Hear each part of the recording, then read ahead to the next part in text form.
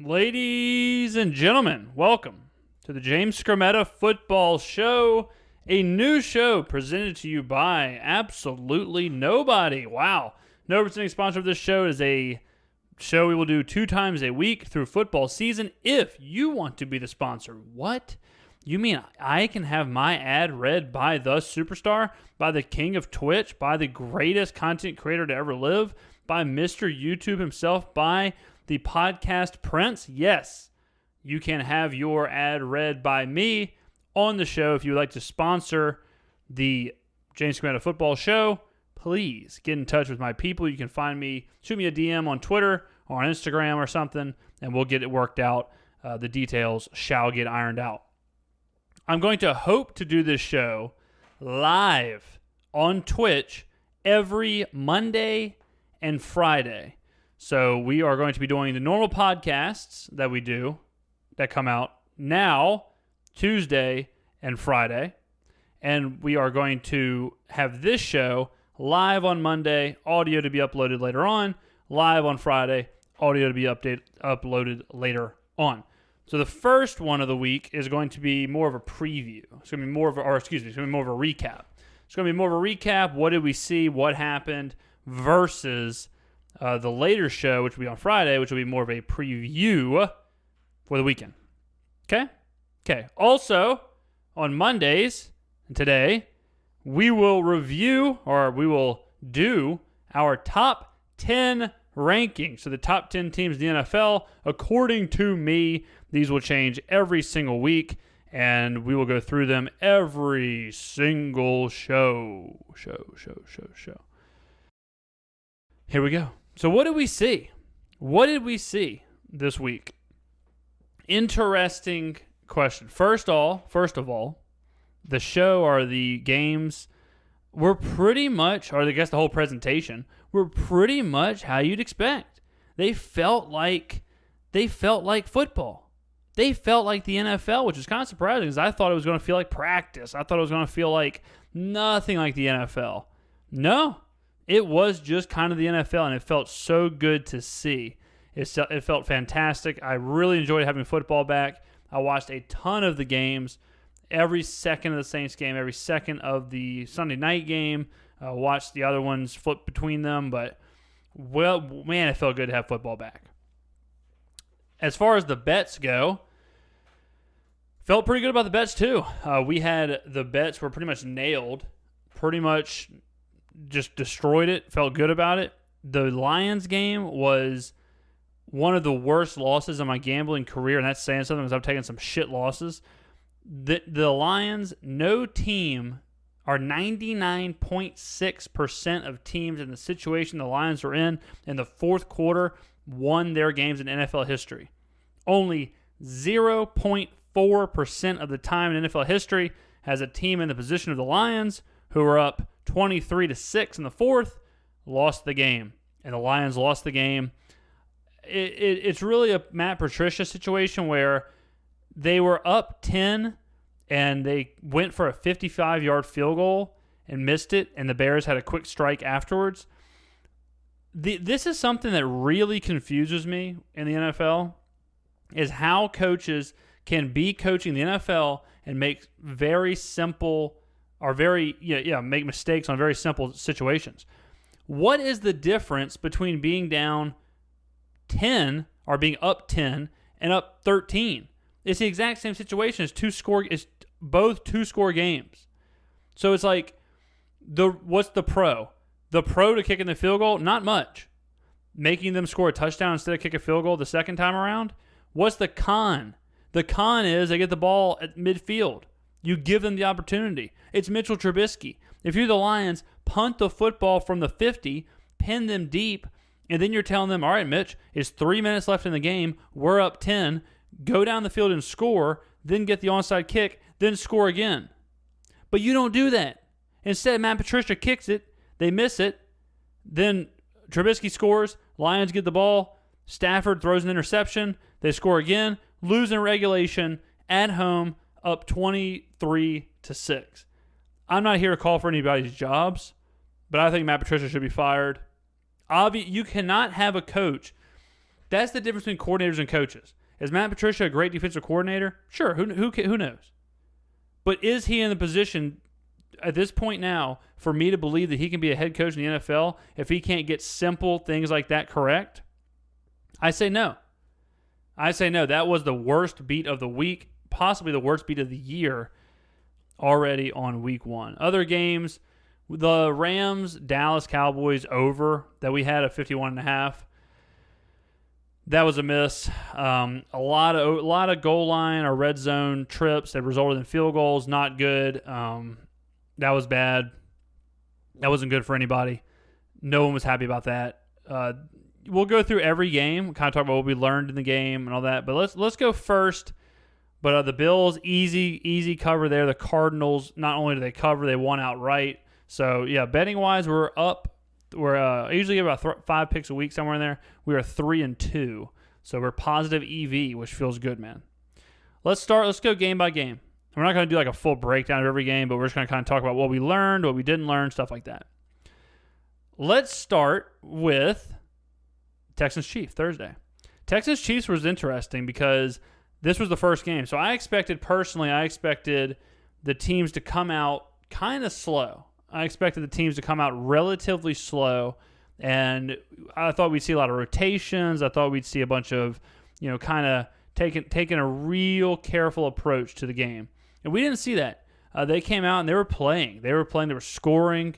Patrick Mahomes has not missed a beat. Clyde Edwards-Helaire is hilariously good. Ooh, baby, does anybody else do it like I do it? But he is what they need. I mean, look, if you're playing in that offense, you're going to get touches, you're going to get chances. He had 25 carries for 138 yards and a touchdown. He was active in the passing game. He looked really good. He looked like he will be the starting running back there for the season and for the future. Look, the Chiefs are going to be really good. I mean, I don't have to tell you that. We talked about Patrick Mahomes in the kind of our preview for the season. He is already a generational quarterback. He is already that damn good. He is already who we thought he was, who we think he is. He is that dude. As long as they have that dude, they are going to be threatening a Super Bowl every single year. So get used to it, KC. The Texans, Deshaun Watson is so good. It's bad that he's on the Texans. The Texans don't have a lot of anything. They don't have a lot of weapons for him. He used Will Fuller a lot. Will Fuller had 8 receptions for 112 yards. Besides that, not much else. David Johnson looked okay. Bill O'Brien, I think his time's over in Houston. So Deshaun Watson, he needs help. He needs a lot going on there, but he's a stud. Love watching him play as well. Let's go to the Buccaneers Saints as next. Buccaneers Saints recap. I'm a Saints fan. I was very happy about this game as a Saints. The Saints played about as bad as they could have played for 2.5 quarters. They had 6 yards, I think, in the third quarter. They looked awful. And anytime you look that bad and you come out with a double-digit win over a division rival who has Tom Brady as the quarterback, that feels good, man. Drew Brees had probably the worst game I've ever seen him play. I think it was 18 for 30 or something like that. He was abysmal. Awful. He made some really good throws, but overall, not good. The whole offense just looked terrible, except for Alvin Kamara. Kamara was really involved. His numbers aren't going to show it. 3 touchdowns. He was dynamic. He looked like he was having fun. He looked like he was smiling. He looked like the Alvin Kamara from a couple years ago. And after getting that monster contract, I think that's something that you want to see from Kamara. So I was happy to see it. I mean, the contract, look, here's the deal with the contract. That's big money. That's big man money. That's best running back in the league money. That is, hey, man, you're the best player on the team. We're going through you. It is a direct call to action for the Saints to say, all right, this is Alvin Kamara's team. We are going through Alvin Kamara. This is probably Drew Brees' last year, so we're expecting Alvin Kamara to take over the helm, and we'll go as far as he goes. Here's the deal. I don't have a problem paying a top flight running back money, but he has to be the best back in the league. If Alvin Kamara is ever outside of the top 3, top 4 running backs in the NFL, it's a waste. So he has a lot to live up to. We need one of those stretches like Le'Veon Bell in Pittsburgh. We need a stretch. We need the LaDainian Tomlinson in San Diego. We need the best back in the league for a big chunk of that contract. If he can deliver like he delivered yesterday, fine, right? I'm not going to argue with paying a guy to be if he can be the best, pay him the money. Mike Thomas came down with an ankle injury. It's a high ankle sprain. He says he can play through it. I have my doubts, though, but he's going to try and play next week. But I'd keep an eye on that. I would not expect him to do much. He didn't do anything in this game. I think he had 3 receptions. But no one did anything in this game. I'm not sure what the deal is. The only times we looked dangerous at all was when Taysom Hill got involved and when Alvin Kamara got involved. Drew Brees dropping back and passing. I think the Saints might have had 1 or 2 passes over 20 yards. Really poor from Brees. Look, the Saints start slow. It happens. Every year it happens. So chalk it up to starting slow. Chalk it up to COVID, no practice, no pregame, whatever. The book is still out. But if Drew Brees in this offense looks like this in week 4, week 5, we got a real problem. Now, we scored 34 points. So, if you're having one of your worst offensive days you can ever imagine and no one's playing good and you end up with 34 points against a division rival, it's hard to be mad. I think the Saints had a really, really, really good result. When you are trying to win the NFC, when you're trying to go to the Super Bowl, you have to have these results. You can't be on fire every single week. You can't be playing at the highest level every week. You've got to get ugly wins sometimes. This was an ugly win. Sean Payton, very questionable sometimes. In this game, he was very questionable. I trust Sean Payton, but man, he can drive you crazy sometimes. Honestly, I think the game is too short for Sean Payton. I think if Sean Payton had like another 5-10 minutes of every quarter, he'd be the happiest man on earth. I think he literally needs more time to call plays because he wants to get so many people involved. I mean, when you see him stretching out to Taysom, you see it stretching out to Alvin, you see Jared Cook getting involved, Michael Thomas. I really think Payton needs more time, honestly. I mean, like that's how it feels every game. It feels like he wrinkles in these plays, and it's like, Sean, it's 3rd and 3. We don't have to do. There was one time, I think it was 3rd and 2, and he ran Latavius Murray up the middle, got the first down. But it was like off of a fake reverse. Like they optioned. It looked like they optioned the reverse, and then they had another back kind of pulling as well. So it was like he did 2 or 3 option fakes to do a run up the middle for 2 yards. It's like, man, Sean, I know you're a creative guy, but sometimes we got to dial it in. Now, the real storyline here is Tampa Bay. Okay? The real storyline is the Buccaneers. We were really kind of honest about Tom Brady in our preview when we were talking about it last week. Look, Tom Brady has not been good for multiple years now. Last year, expected completion percentage. Expected completion is a next-gen stat that focuses on quarterback's accuracy. It focuses on which passes they threw really should have been completed. It's a little bit stronger of a stat than completion percentage. Tom Brady was the last rated quarterback in the NFL in expected completion percentage last year. His QBR was the same as Jameis Winston, and Jameis Winston threw 30 interceptions. He was like 15, 16. He might have even been like 19th on QBR last year. Tom Brady has not been good. Tom Brady is not Tom Brady. He is not the elite level Tom Brady guy that everyone thinks he is. He is Peyton Manning. Peyton Manning's last year in Denver with a better arm. That's it. Peyton Manning could game manage. Peyton Manning the locker room believed in him. Peyton Manning could execute, win you the game, be the MVP, lead the team. No. Will Tom Brady do it occasionally? Absolutely. Will Tom Brady have 2-minute drives? Will Tom Brady win games with just his game management and his ability to lead in pressure-packed situations, make big throws? Sure. But he ain't the guy. He's not Tommy Touchdowns from 2009. Okay, Randy Moss ain't walking on that field. Brady has a big arm still. I think it's actually kind of incredible how his zip is still there. Arguably has a stronger arm in the last 5 years than when he first started in the league. But the accuracy's not there. You saw it in this game. He was all over the field with accuracy. He was, you could tell he was visibly upset with himself. The ball was just not going where he wanted it to go. He made a few bad interceptions, and he looked like him and Mike Evans were not on the same page. Exactly what I said last week.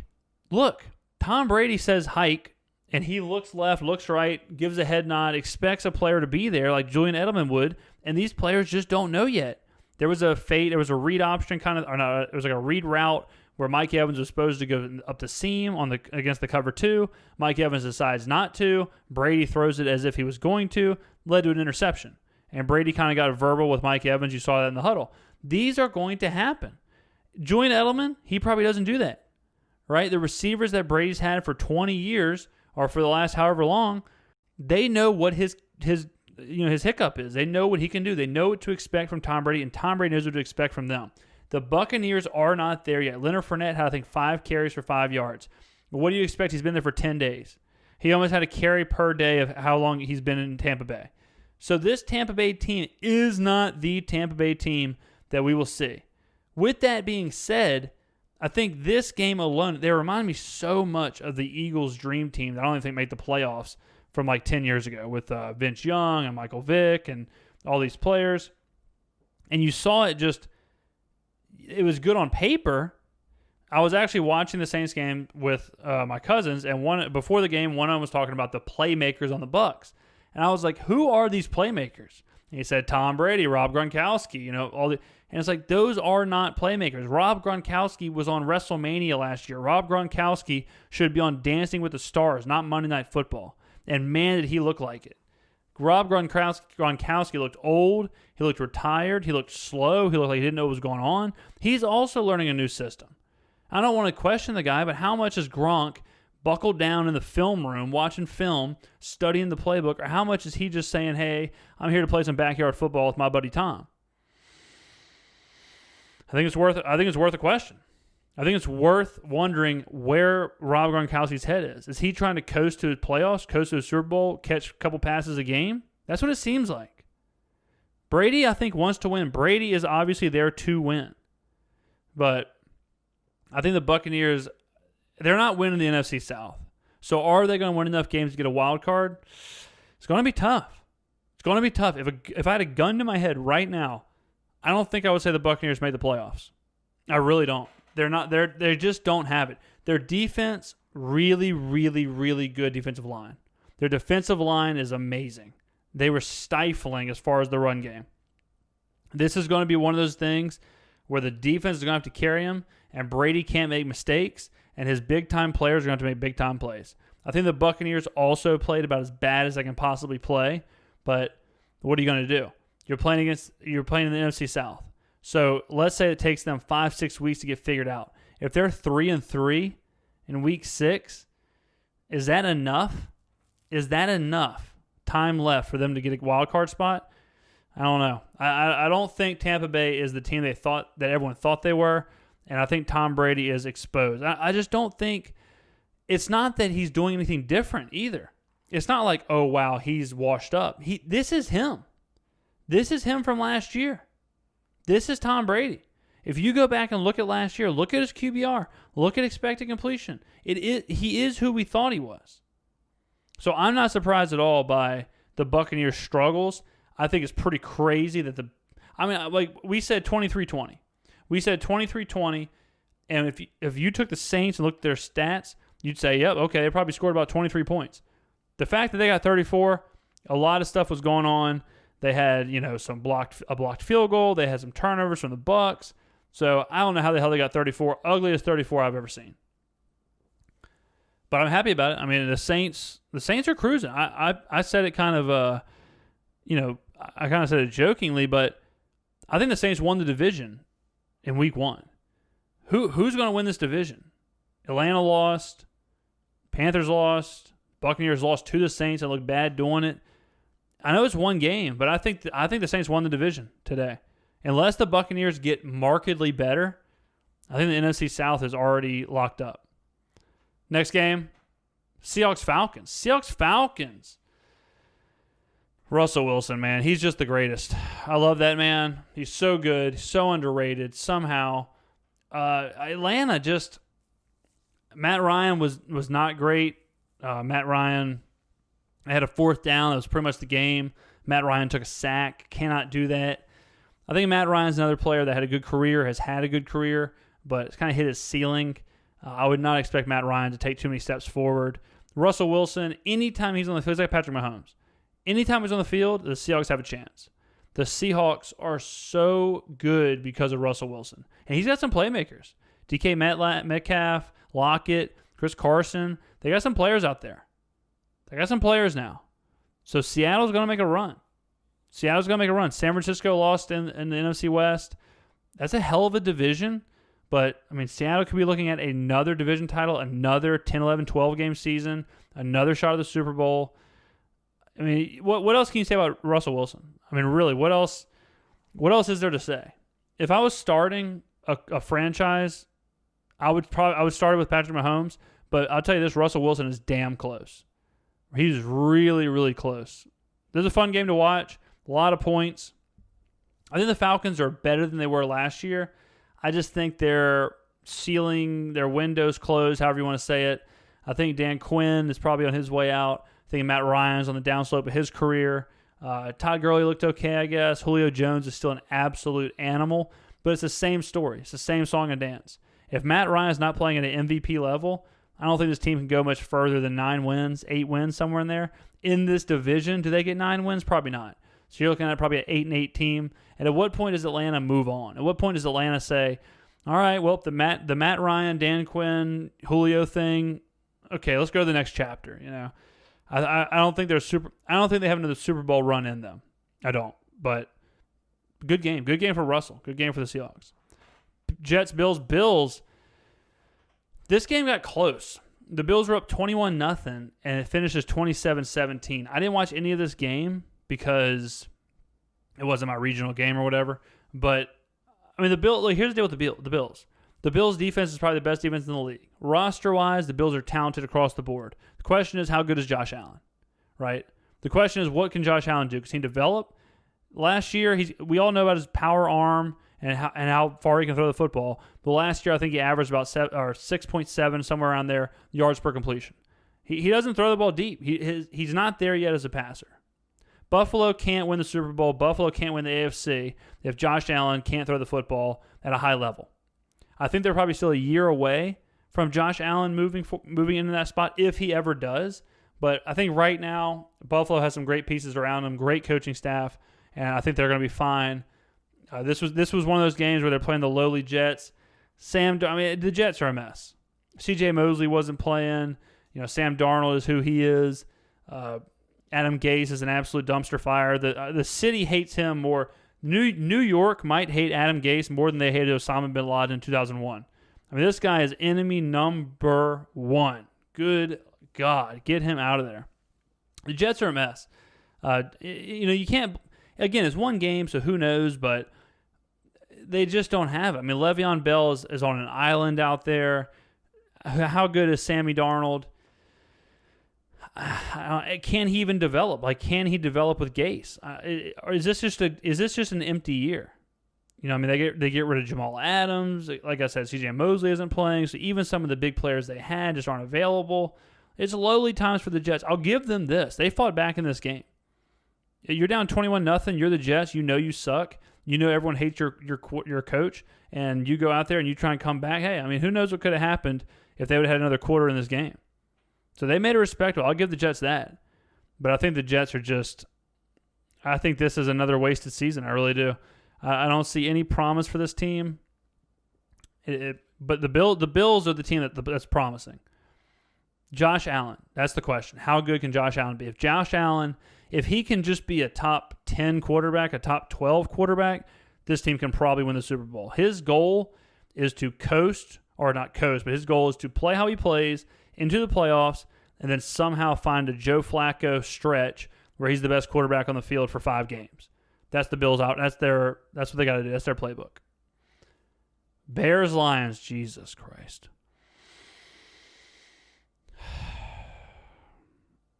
I mean, I don't know what else to say besides this was the worst day of my life, watching the Lions blow this game. I'm not even a Lions fan. It's the worst day of my life. Mitchell Trubisky, it's personal. I've lost more money to Mitchell Trubisky than most people my age lose to Riley Reid's OnlyFans. I just don't. I mean, this guy, Mitchell Trubisky, sucks so bad. And I know he sucks. Everybody knows he sucks. And somehow he keeps screwing me over and costing me money. And man, it pisses me off. I talked about this game before, so we won't spend too much time on it, but Matt Patricia just really, really looking bad there. Matt Stafford was really bad. 24 for 42 for 297 and a touchdown. Disgusting. Today I learned Adrian Peterson plays for the Detroit Lions, and he got 14 carries for 93 yards. Good God. Big shouts, though, to Adrian Peterson for still playing on a team that no one knew he was on, and then getting hella touches. Pack Vikings. Kirk Cousins was total shit in this game for 99% of it. Aaron Rodgers lit that ass up 32 of 44 for 364 yards and 4 touchdowns. That is the craziest sentence. He was 32 of 44 for 364 yards and 4 touchdowns. Wow, what a sentence. Yeah, he was really good. Devontae Adams, 14 receptions, 156 yards, 2 touchdowns. Preseason, we were talking about this. Aaron Rodgers probably is pissed off. Aaron Rodgers has a chip on his shoulder. Question is Aaron Rodgers already looking at where he's going next? Or is Aaron Rodgers going to say, no, this is my team. This isn't Jordan Love's team. This is my team. This week 1, it looked like Aaron Rodgers was saying this was his team. They put it on Minnesota. I'll say this about Minnesota. I like Mike Zimmer a lot. I think Kirk Cousins is a basket case. But they're kind of in a rebuild. They lost a lot of players, and they retooled in the draft, Justin Jefferson, some players like that, but they're probably a year, 2 years away from those players developing. So they're kind of in a rebuild where you have Kirk Cousins, but he's not going to carry you anywhere. So you're looking at 8-9 wins probably with the Vikings, and then hope the young players figure it out. Maybe you get someone besides Cousins later on. I don't know, but if I was a Vikings fan, I would not expect much out of this season besides 9 wins. Packers looked really good. If we're going to get this Aaron Rodgers, if we're going to see this version of Aaron Rodgers, then, I mean, that's huge. It really is kind of a shame that the only player that Aaron Rodgers has ever seen drafted in the first round offensively is Jordan Love, his heir apparent. Like, for Green Bay to have so much success with Rodgers and him to be so good throughout his career and them to give him absolutely nothing, pretty crazy. Pretty crazy. Devontae Adams, I mean, obviously Rodgers likes him. Patriots-Dolphins, I watched a lot of this game. This game was so boring.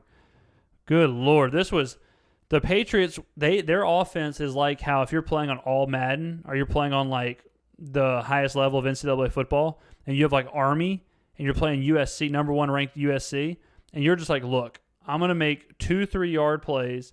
Don't make any mistakes, and hopefully we'll be good to go. And hopefully we'll keep it close. That's what New England was like all damn game. They are going to lead time of possession so far this season. Their time of possession numbers are going to be out of control. Out of control this year. Really crazy stuff. I mean, it's nothing but 2-3 yard option runs, 2-3 yard passes. Cam Newton, I'll say this, looked good. He didn't do much. He ran a lot. I mean, he had 15 carries. I think that was like the first time he's had 15 carries in like 6 years or something. So he got a lot of workload. He looked good. He looked thin. He looked kind of skinnier. So he looked pretty strong. I mean, I was really kind of surprised at how he ran the football. If he can do that, huge wrinkle for the Patriots. The Patriots are a perfect team for Cam Newton. The Patriots love taking players that have a very specific skill set and using them to their advantage. And that's what Cam Newton did. I still need to see a little bit more from him because I don't think he's going to have 15 carries for 80 yards, 2 touchdowns every game. That's not going to happen. So what can he do in the air? What can he do passing the ball? I need to see that. Until I see what he can do in the air, I'm not ready to say Cam Newton's back or anything, but this was a great win for the Patriots. As far as the Dolphins, really poor. Ryan Fitzpatrick, 20 for 30, 191 yards and 3 picks. When is it Tua time? Fitzmagic seems to be run up. So I think it's now just see how healthy Tua can get. If he's close to being ready, then play him. If not, suffer through another 5-11 Ryan Fitzpatrick season. New England, man, really interesting stuff. Belichick getting a new tool here, getting a completely different player. I think it's obvious who won week 1 between Brady and Belichick. The Patriots didn't skip a beat. At home, totally new player, totally new system, totally new offense. Easy. I mean, you got to think about how hard this is.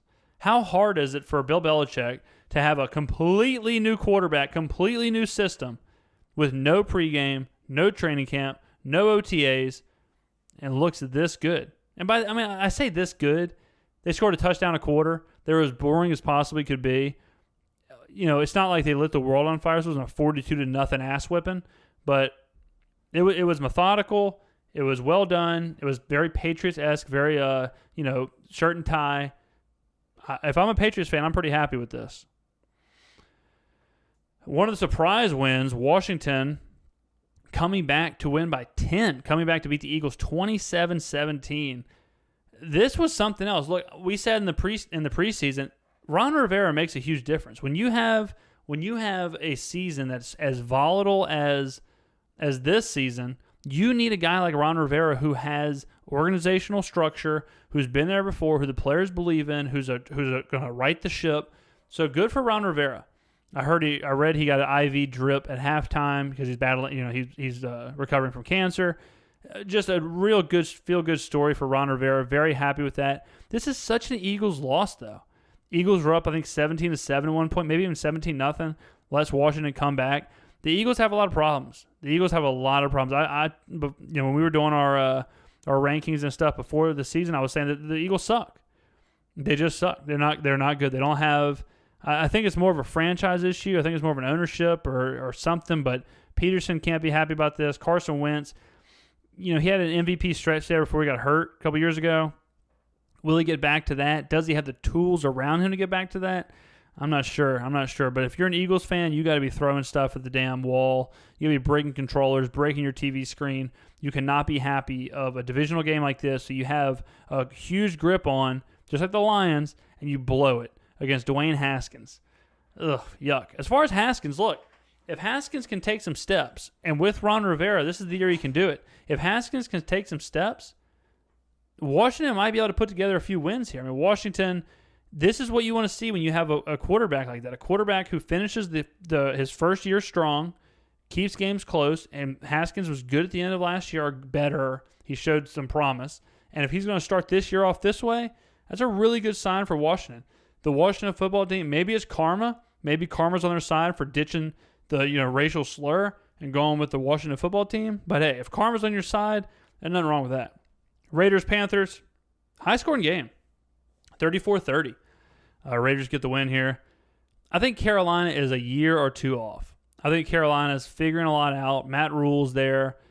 I think they're going to be fine. Bridgewater's not the guy. He's more of the stopgap. He's going to take these young players. He's going to get them 6 wins, and then some quarterback's going to come in and see what Carolina can do. If I'm Carolina, I'm not worried about this at all. Rule, he'll get it figured out. He's still learning everything. He's new to the NFL. I think he'll be fine. They'll be fine. But I don't think the Panthers are going to compete this year for anything more than 6-7 wins. With that being said, I love the players that they have over there. I think they're building something. They're just not there yet. They're like Arizona without the Kyler Murray. Like they don't have that yet. They don't have the guy. Bridgewater will not win you a game. Bridgewater will not lose you a game. In this one, he was 22 for 34, 270 yards and a touchdown. So a little bit more throwing than Teddy Bridgewater wants. High-scoring game, that's going to happen sometimes. Christian McCaffrey, 23 carries, 96 yards, 2 touchdowns. He was fantastic, per usual. McCaffrey, he can't do any more than he already does. So you know what you're going to get for the Panthers. The question is, new ownership group, new coaching staff, new identity. What will this team do in the next 2 to 3 years to fulfill that identity, to fulfill the vision that David Tepper, the owner, and Matt Rule have for this organization? So the Panthers are in a full-on rebuild, not just on personnel, but just full organizational. Raiders, I was pretty critical of the John Gruden thing. Next week they get the Saints in Las Vegas, the first game at their new stadium. So that'll be interesting to see what they can do against the Saints. Big win here on the road. You go to Carolina, get a win. That's always good. David Carr, he had a really good year last year. He set career highs in QBR, yards, completions, all that stuff. So he's got tools around him. Josh Jacobs was incredible in this game. Josh Jacobs had, I think, 3 touchdowns or something like that. So he was fantastic. He's got tools. He's got weapons. I don't think the Raiders are world beaters. I don't think they're going to win the division. Obviously they have the Chiefs, but they're not in a bad spot. They're probably just going to be bang average for the rest of the time. But if I'm the Raiders, I'm okay with that right now until we get some more playmakers or some of these current playmakers develop even further. Can Derek Carr take another step? Well, that's yet to be seen. Another huge surprise, Colts-Jags. So Colts, they were my sleeper pick in the AFC. I think the Colts have a really good setup here, and they kind of got it put on them by the Jaguars. The Jaguars were with them the whole game, pulled away at the end. You never want to get Gardner Minshew'd. I think the Jaguars are terrible. The Jaguars are tanking, obviously. I'll give Minshew this. When you're tanking like that and your organization gives up on you, gives away all your big players, it takes a special kind of guy to keep fighting, keep going, keep going after it, keep pushing forward, and rally his team to play a game like this. You see teams shut it down when they know they're tanking, when they know they have no backing from the organization. So I'll give Minshew a lot of credit that he did whatever he had to do to get this team a win. I still think the Jags are awful. If you had to ask the owners, I have a feeling the owners would say, damn it, I wish they wouldn't have won this game. They want Trevor Lawrence, but you got to kind of root for Minshew here and say, look, man, they're already throwing you away. They're already throwing away this team. Make them prove that you can do it. Prove that they're making a mistake. So Jaguars will be interesting to watch, but yeah, I think this was a fluke game. Colts, Phillip Rivers, very, very, very bad start. This team is too good to be losing games like this. It was in Jacksonville, so maybe the heat or something, but if I'm Indianapolis, you got to bounce back in a big way next week. All right, next up we have Lamar Jackson and the Ravens absolutely beat the holy hell out of the Browns 38-6. This game was over in about 5 minutes. Lamar Jackson went nuts. I think he had like 330 total yards. In the air, he was 20 for 25, 275 yards and 3 touchdowns. On the ground, I think he added another 40 yards somewhere in there. The Browns, here's the deal with the Browns. We know that they're not the team that we thought they were either, right? Last year, it was like, oh, Jarvis Landry, Odell Beckham Jr., Baker Mayfield's exciting. Turns out Baker Mayfield is not very good. Turns out Odell Beckham may not be the player that we thought he was in New York.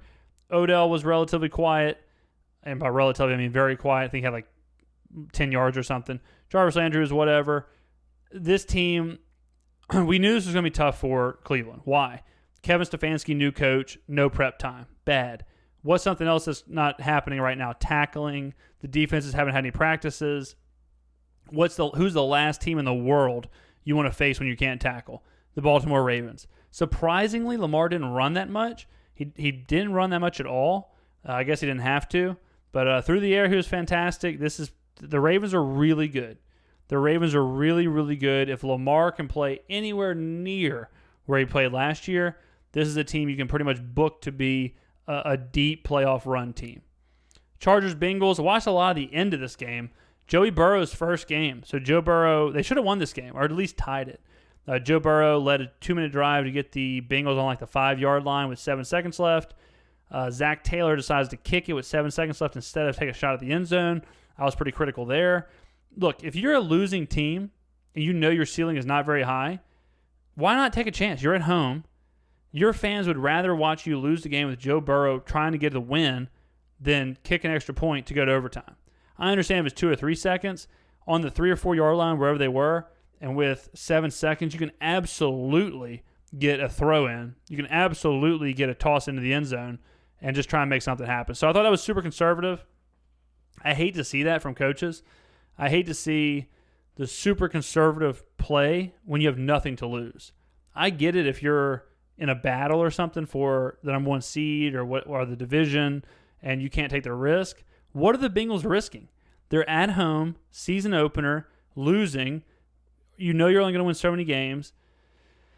I don't know why you don't just take the shot.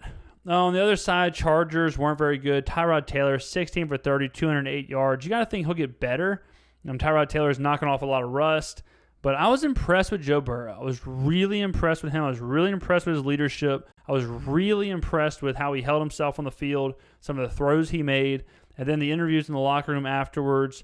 He didn't say anything about the penalties. He didn't say anything about the missed field goal. I think Joe Burrow is a special kind of player. I think mentally he may be one of the best quarterback prospects I've ever seen in my lifetime. I think he's a true leader on the field. I think the guys just like him. I think he's a likable guy. I think guys believe in him. He's one of those guys who you feel like, even though he's a rookie, his team is like, we have Joe Burrow, we can make magic happen. I think Cincinnati has a lot in front of them. I think they got they have Joe Mixon, they have Joe Burrow. They got a lot of talent. They just need to keep pumping talent in there, get the right coaches, get the right organizational structure, and Joe Burrow can make this team relevant for a long time. If I was Cincinnati, yes, you lost. Yes, you got blanked in the fourth quarter to lose at home. Yes, the Chargers came back on the road to beat you. Yes, you missed a field goal with 3 seconds left or whatever it was. But I'd be pretty excited right now about Joe Burrow. Cardinals, Niners. I was going to say Rams. Cardinals, Niners. Cardinals, 7-point dog gets the win. 7-point dog, 24-20. This is a matchup nightmare. For some reason, the Cardinals play well against the Niners. The Niners made a lot of mistakes. They had a lot of red zone opportunities they did not handle well. And DeAndre Hopkins could do whatever he wanted. Two bad things happened with the Niners here. Hopkins did whatever he wanted, and they could not stop Kyler Murray from running around. Kyler Murray had 13 carries for 91 yards and a touchdown. DeAndre Hopkins had 14 receptions for 150 yards. If you're playing against Kyler Murray and he's 5'8", and he gets 13 carries and you don't get him out of the game, something is wrong there. The Niners, again, this is a bit of a matchup thing. We knew this. That's why we bet on the Cardinals. Last year, the Cardinals had the 10th and 11th best offensive performances in the entire season last year, and both of those games were against the Niners. So we knew they matched up well against them. I'm not surprised this happened. I'm a little bit surprised. Even as I'm saying that, I'm really not that surprised, though. I'm not that surprised that the Niners came out kind of slow, kind of sluggish, no prep time, coming off the Super Bowl loss, bit of a hangover. Only thing was it was at home. You don't want to drop games at home like that, especially in the division. So the Niners have an uphill battle now. They need to sew up games. They can't drop another one against the Cardinals. They got the Seahawks twice. I mean, this division is not to be messed with. The Rams are hanging out there. So this is a tough one. This is a real tough one. Jimmy Garoppolo, 19 for 33, 259, 2 touchdowns, really poor. He's got question marks. I said this in the preseason. Jimmy Garoppolo can be the best player on the field, but man, he can also be really bad. What is Jimmy Garoppolo? He's got to take a step. And if he can't take a step with Kyle Shanahan as the head coach and the team around him with that defense and the organization around him, if he can't take a step, he's never going to take a step. They already paid him, so, hey, what can you do? The Niners need to show me something next week, or they're going to be in some real trouble. Going 0-1 in a divisional game at home, 7-point favorite, and you drop it straight up. Tough to swallow out in the Bay. Last game, because the Monday night games are going on right now. Last game, Cowboys Rams. I watched this entire game, had the over. This was a weird game too because both teams looked like they were rolling pretty well, and they just couldn't score. I think there was 2 missed field goals in the first half. The Cowboys went for it on 4th and 3 on like the 11. I have no clue why they did that. Mike McCarthy, here's the deal with Jason Garrett. So Jason Garrett was fired because of his managerial issues. He couldn't adapt in the game. He couldn't manage the game. Mike McCarthy came in and did the exact same thing as Garrett. You're down 3 on the road. There was like 6 minutes left. Why aren't you kicking a field goal? Kick the field goal. What are you doing? It's not like you're on the 1 yard line. They were on like the 11 or 12. So if they get the first down and then they don't get another first down, they're going to go for it again. I understand if you're on like the 3 and you're trying to score, put the game away, but the game's not being put away. It wasn't even like there was 2 minutes left. I mean, the Rams were getting the ball back. So I thought it was an awful call. It wouldn't have mattered really in the grand scheme of things, but real bad call from McCarthy. The Rams looked okay. The Rams do Rams things. If you let Jared Goff do his play action passes, he's a very singular, very linear player. You know what he can do. If he cannot, Jared Goff is incredible when it comes to a play action pass, one read, make the throw. Really good. You pressure him, you rush him, you get him uncomfortable, you don't let him do what he wants to do. He's really bad. Why Dallas let him play his game for the first 3 quarters? I don't know. And Dallas went completely to sleep in the second half. Dallas was winning at halftime, and they just went totally asleep. Ezekiel Elliott was really good. I don't know why they didn't use him more in the passing game. I thought he was really good in the passing game. Dak made some good throws. This is a really bad loss to the Cowboys because I think they played pretty well. They just couldn't score. Couldn't put it together. And I think the Rams had like 4 red zone trips that resulted in no points. The Cowboys had like 3. Messy, ugly game from both teams. Exactly what I was saying before. You're going to get this with these teams. You're going to have this slow, they're not there yet. They need a couple of games under their belts. So you can't make too many crazy predictions or anything after the first week. I think McCarthy took it out of the players' hands. Also, there's a pass interference call at the end of this game. Michael Gallup got offensive pass interference against Jamal Ramsey. Total bullshit. It was ridiculous. It was not push off at all. The Rams' own pass interference calls. I think it's terrible when players or when referees take the ball out of the players' hands at the end of the game like that. It could have set them up into field goal range. Who knows what would have happened? But Sunday Night Football, you'd think the NFL would tell the refs, like, look, man, unless it's egregious and obvious, don't call it. Let it happen on the field. That's my general rule with pass interference. If it's egregious, if it's obvious, call it. If it's not, let it go. These guys were just kind of like hand fighting. Gallup kind of put his hand back, didn't extend. Jamal Ramsey, beautiful Oscar-worthy performance. LA suits him well, and got the call, and that changed the game. That ended the game. So let's go now to the official top 10 week 1. All right, week 1. Let's go. The week 1 top 10. In my friends' group chat or whatever, I always sent them a top 10 NFL teams of the week on Tuesdays, and I'm the only person that cared about it. Everyone else absolutely hated it. So now I'm going to give that to each and every one of you. The top 10 teams. So we have them all right here, 10-1. The number 1 team is easy. It is the Chiefs. The Chiefs are what they were last year, and they could be better. I mean, Clyde Edwards-Helaire could give them something else in the backfield. I think this team is the runaway favorite to win the Super Bowl, runaway favorite to win the AFC. They're so good. I saw my boy Warren Sharp on Twitter. He talked about why the Chiefs are so good at coming back in games is because they don't play any other way. Like you see Dallas or you see whoever, they play conservative all game long, and then it's impossible for them to come back because they don't play like that. They don't play fast and up-tempo. The Chiefs play fast and up-tempo all game no matter what.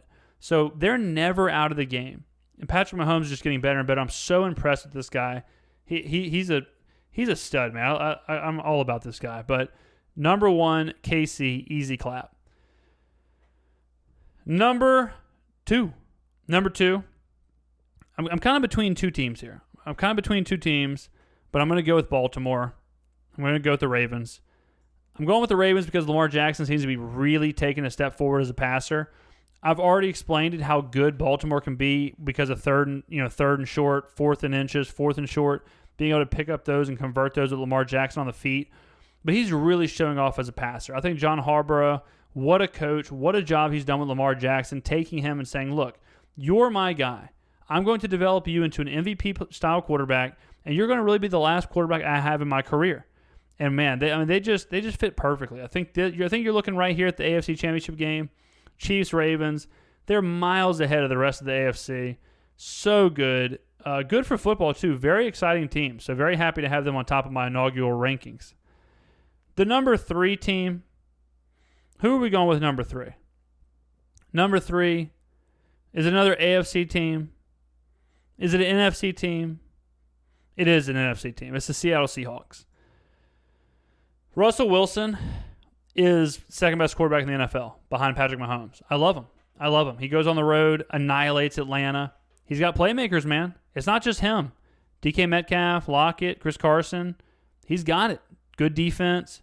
His team can do things. Jamal Adams was an absolute sociopathic psycho killer all over the field. Seattle could be back to that Super Bowl level with the Legion of Boom, all that stuff going on. So if I'm a Seattle fan, I'm very happy. They're one of those balanced teams now. It's Russell and a whole lot on offense, and then Jamal Adams and a whole lot on defense. Seattle is looking up, man. 3rd best team. The fourth best team right now in the NFL, I'm going to give it to the New Orleans Saints. I was hesitant to do this because of how bad the Saints looked, but I actually did this because of how bad the Saints looked. Think about it. The Saints played the worst possible game they could have played, and they won by 11 against Tom Brady and a divisional rival. The Saints got to get it figured out, and they will get it figured out. Drew Brees is way too good to have games like that where he's 18 for 30 or whatever the hell he was. If Drew Brees can pick up his pace, Alvin Kamara can keep playing like he does, Taysom Hill can keep playing like he does, Cam Jordan, that pass rush is good, the defense is stellar, their ball hawkers, Marshawn Lattimore, held Mike Evans to 0 catches until the last catch of the game, and he gave up 1 catch. So this team is primed, ready. They just need Brees. They need Drew Brees to be, I'd say, like a top 8 quarterback. If he's a top 8, top 10 quarterback somewhere in there, the Saints are in a really good position. Fifth best team. The fifth best team in the NFL. It's going to have to be the Green Bay Packers. The Green Bay Packers, Aaron Rodgers with a chip on his shoulder is dangerous, boy. Dangerous. If Aaron Rodgers is pissed off and motivated and playing like he did yesterday or against Sunday, very, very, very dangerous team. They won 13 games last year. There's no reason they can't win 11, 12 games this year. I don't expect them to win 13 again. But if Rodgers plays at that MVP Rodgers level, hey, look, the NFL is quarterbacks. It's a quarterback league. If you want to pick the playoffs, go pick the best quarterbacks in the league. So this top 10 list is going to reflect that a lot. It's going to take the teams that are playing good, but also the teams that have quarterbacks that will always keep them in the game. Rodgers at an MVP level is certainly a quarterback that will keep you in the game. Number 6, the sixth team in the NFL, we're going with the Buffalo Bills. Buffalo Bills were really good in the first half or most of the game Sunday. They're playing the New York Jets. I've got real issues with Josh Allen. Bottom line, I still do. I still have real problems believing in Josh Allen. I mean, I think they're good. I think they're talented. But I don't know if Josh Allen is the guy that's going to take Buffalo to that next step, that AFC Championship game, that Super Bowl. Until he proves that he is that guy, I cannot put them in the top 5 of my list. It's not going to happen. The rest of the talent on this team, superb. Absolutely incredible on every single side of the ball or every position. It's just a Josh Allen thing. Being the sixth team in the NFL is a big deal. Can they take the next step to go in that top 5? All right, number 7. Number 7, this is kind of difficult to do in week 1 because you have some teams with losses. But number 7, I'm going to stick with another winning team. I'm going to say the Arizona Cardinals right now, number 7. I believe in this team. I think they have a really good thing going. Kyler Murray, if he can take a step with DeAndre Hopkins, with Cliff Kingsbury also taking a step, Larry Fitzgerald with some leadership, this team has some pieces. I think right now this team is playing hot to beat San Francisco. I mean, that's only one game, but to beat Frisco on the road. They played good against Frisco last year. They are competitive in every game. This is a team that's figuring themselves out really quick. DeAndre Hopkins adds a huge part to that. Then you have Kenyon Drake. I mean, this team right here, this team is one of those teams where they have pieces. We know that. We just don't know how good the pieces are. In week 1, those pieces are pretty damn good. If they can continue to be pretty damn good, this team could easily sneak into the playoffs. And, man, what a ride that would be for Arizona to go. Kyler Murray, 5'8" quarterback. Cliff Kingsbury, wasn't even that great at Texas Tech, goes to the NFL, and this team gets to the playoffs in 2 years. That'd be pretty incredible. So I'm going to say right now they're number 7. Number 8, controversial yet brave pick here. I am going to go with the Los Angeles Rams. The Los Angeles Rams, number 8, they didn't do it pretty, but they got the job done against Dallas. The reason I'm putting them in 8, 2 reasons. 1, Aaron Donald. Holy shit, Aaron Donald was an absolute load, an absolute unit. Now, Dallas was down to 2 tackles. They had a rookie on the interior of their offensive line. So I'm not going to sit here and say like Dallas's front, was anything with the Great Wall of China. But Aaron Donald was throwing people all over the place. He was throwing around grown men. It was disgusting. So Aaron Donald. The second reason is Sean McVay. I think Sean McVay was this boy wonder, this wonder kid kind of thing. And he, went to Super Bowl. We found out some stuff about Todd Gurley. We found out some stuff about Jared Goff. I think McVay is a good enough coach now that he took a step back. He knows what Goff is. He knows what his pieces are. I think McVay can get them back to where they need to be. I don't think it's a Super Bowl team. I think this could be a playoff team. McVay in the playoffs is dope. Goff does not have to be the savior. Goff is not the next Joe Montana. Goff is not the next Tom Brady. But Goff, when he's comfortable, when things work, when things go his way, Goff can be really, really, really good. So hopefully, I think I like Goff. I think his arm is amazing. I think he's so accurate, throws such a pretty deep ball. He just does not handle pressure very well. He doesn't handle moving around, reading a defense very well. So if he can just kind of bottle up that freak out Josh Allen kind of syndrome that he has and just rely on his arm, rely on his accuracy, he still makes some deep throws that no one else in the league can make. So with Aaron Donald playing, I mean, he's basically like Godzilla. He was a literal domestic terrorist on the field. He was picking up grown men with one arm. Disgusting. The Rams, if he's playing that well, I mean, there's no telling how high they can go. Number 9, the only team I'm going to have on here with a loss is the San Francisco 49ers. Was it a blip? Was it a blip? Was it one of those classic Jimmy Garoppolo games? Was it the classic Jimmy Garoppolo, like, hey, guys, sorry I sucked. Sorry about that. I'll figure it out. I think it was, personally. I think it was two things. Matchup nightmare with Arizona and Jimmy Garoppolo deciding to take the week off. If those two things don't happen, Frisco will be right back where they were last year. Not in the Super Bowl, but they're a playoff team. They could win the division. They got Seattle to deal with, which is no joke. Russell Wilson's so much better than Jimmy Garoppolo. But we saw the worst of Jimmy Garoppolo in week 1. Bottom line. We saw the worst of Jimmy G.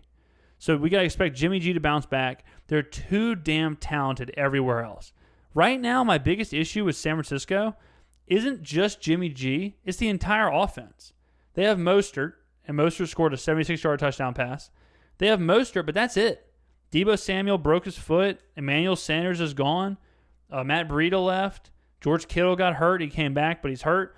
If all of a sudden those offensive pieces fall apart, Jimmy G already isn't very good. If you take away his weapons, that might be just a little too much for Frisco to rely on. Also, is it going to be a problem with Frisco when they come up against these big receivers? Is that going to be a weakness? Are running quarterbacks a weakness? We saw Kyler Murray dance all over them. We saw DeAndre Hopkins dominate them. If that's a problem this year and that disgusting Frisco defense kind of slips up a little bit, last year they had a stellar generational defense. And then Garoppolo at times played really, really good. If their defense takes a couple steps back, this team this team loses its entire identity, and I don't think Jimmy Garoppolo has the weapons to win them games like he did last year, like in New Orleans when they won 55-53 or whatever it was. So right now, I'm giving Frisco the benefit of the doubt here. The only team with a loss in my top 10. My 10th team, surprise team, the New England Patriots. If Cam Newton can find anything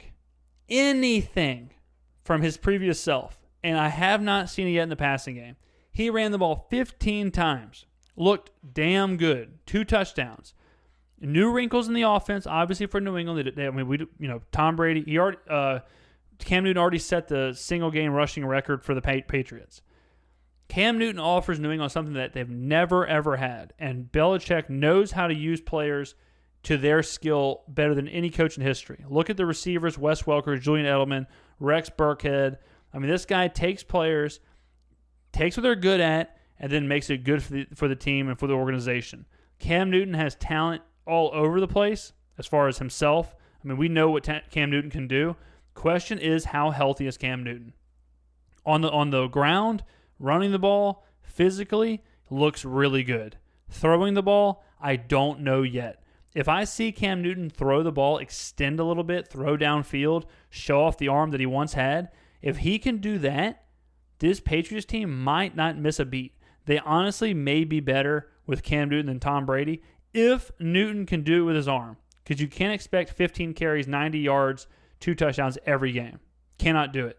So I need to see a little bit more from Newton. If Newton showed me a little more from the arm, if he had a game where he threw all over the place like he used to do, and we get a relatively intact 100% Cam Newton, this could be a top 5 team in the NFL. And there you go, ladies and gentlemen, the first edition of the James Skrmetta Football Show. Thank you very much for watching. Again, you can find this every single Monday live on Twitch at noon Central Standard Time.